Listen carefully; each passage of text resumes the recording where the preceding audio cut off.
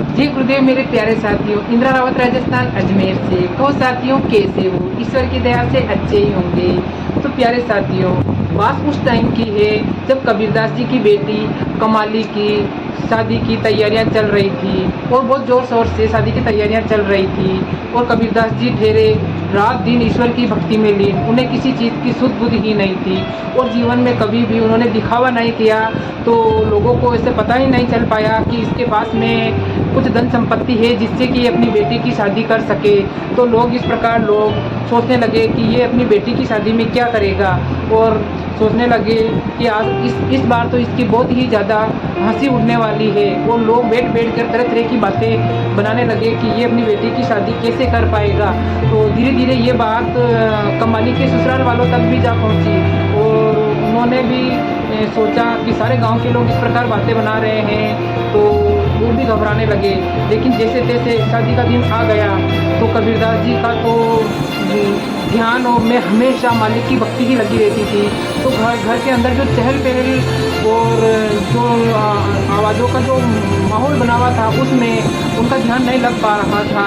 तो उन्होंने क्या किया कि गांव के पास में एक किला है, वो जल्दी सवेरे ही वो किले पे चले गए और किले के पीछे बैठ कर भगवान भक्ति के अंदर लीन हो गए और मस्त भगवान की भक्ति के अंदर बैठ गए और सिमरन में अपना ध्यान लगा लिया।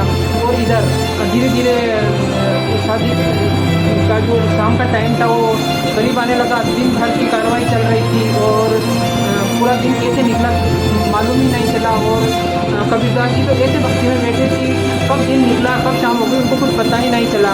तो शाम के टाइम उसे कुछ लोगों की आवाज़ उनके कानों में सुनाई दी, धन्य है कबीर, धन्य है कबीर, ऐसे करके क्या शादी की है। तो उसने सोचा कि कैसी आवाज़ें आ रही है, तो उसने कंबल से अपना मुँह छुपा कर उन लोगों के पास में गए और पूछे कि आप कौन से कबीर की बात कर रहे हैं। तो उन्होंने बोला कि हम तो दुल्हे कबीर की बात कर रहे हैं। तो उन्होंने बोला दुल्हे की बात कर रहे हो, क्यों, क्या हुआ?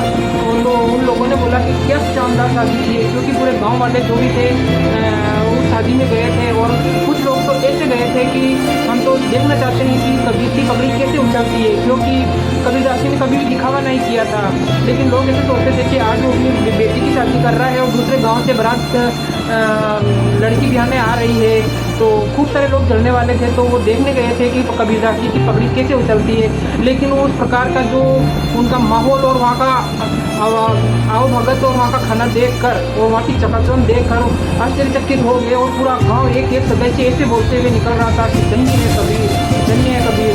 तो उसने जब उसको बोला कि हम तो दुल्हे कबीर की बात कर रहे हैं, तो उन्होंने कबीरदास जी ने सोचा कि कहीं ये लोग मेरी हंसी उड़ाने के लिए तो नहीं कर रहे हैं, क्योंकि मैं तो ऐसा कर नहीं सकता हूँ, पता नहीं ये लोग शायद मेरी हंसी उड़ाना चाह रहे हैं। तो इस प्रकार उन्होंने जैसे कि थोड़ा थोड़ा अंधेरा होने लगा वो अपने घर पे पहुँचे। तो घर पे देखते उन्होंने क्या देखा कि पूरी जो थी थी एक राजमहल के जैसे चमचमा रही थी, बिल्कुल ऐसे दिन के जैसे प्रकाश हो रहा था। तो वो देखते ही आश्चर्यचकित हो गया कि ये सब क्या है। और जैसे ही वो घर के अंदर पहुँचा तो उनकी जो पत्नी थी उन्होंने बोला कि सवेरे से पूरे दिन इधर से उधर काम में लगे हुए हो, अब तो कपड़े चेंज कर लो और कोई अच्छे कपड़े पहन लो, क्योंकि बेटी की विदाई अभी होने वाली है।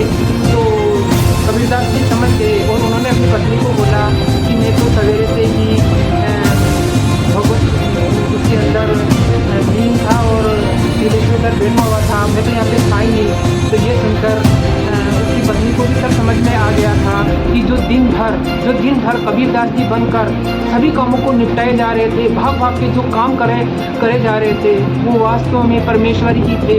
और उनकी आंखों में आंसू बह निकले और उनका गला रुंध गया कि धन्य है मालिक और मालिक की भक्ति, जो अपने बच्चों को इस प्रकार हर परेशानियों से उभारने के लिए तैयार रहते हैं। क्योंकि उन्हें अच्छी तरह से समझ में आ गया था कि खुद परमेश्वर ऊपर से उतर के अपने भक्तों के कामों को सिद्ध करने चाहते थे। क्योंकि भगवान जी ने तो बोल दिया है कि तुम मेरी भक्ति करो और तुम्हारे सारे कामों की जिम्मेदारी मेरी है। तो इस प्रकार इतना सारा बेटी की जो शादी थी उसके अंदर दान पुण्य दिया और इतने व्यंजन बनाए, इतना सारा खाना बनाया कि लोग तृप्त हो गए। और लोग ऐसे बोलने लगे कि आज तक के इतिहास में इस प्रकार की शादी और इस प्रकार की जो व्यवस्था है हमने कभी नहीं देखी है। तो मेरे प्यारे भाइयों और बहनों, ये होती है भगवान पर विश्वास करने की और भगवान के ऊपर जो भरोसा रखने की जो बात होती है, भगवान के ऊपर भरोसा रख के सब कुछ उसके ऊपर समर्पित कर दोगे तो वो अपने भक्तों की लाज कभी भी नहीं मिटने देगा। वो उनकी लाज को हमेशा बनाए रखता है। तो मेरे प्यारे साथियों, कबीरदास जी की बेटी के विवाह के अंदर खुद भगवान उतर कर आए और उसके विवाह के सारे कार्यों को संपन्न किया है। तो मेरे प्यारे साथियों, आपको ये कहानी कैसी लगी? अच्छी लगी हो तो लाइक, कमेंट और शेयर कीजिए, और नए आए हो तो मेरे चैनल को सब्सक्राइब कीजिए। जय गुरुदेव।